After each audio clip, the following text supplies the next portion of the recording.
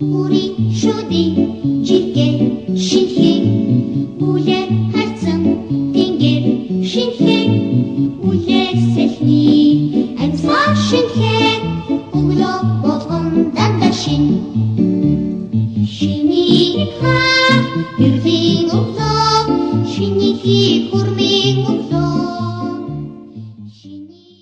За та бүхэн маань аюул ос руу ажилласнаар үйлдвэрийн маань тасралтгүй ажиллах үйл ажиллагаа хэвэн явагдах юм шүү.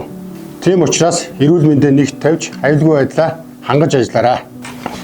За манайхаа өдрийн ажилд нь амжилт хүсье.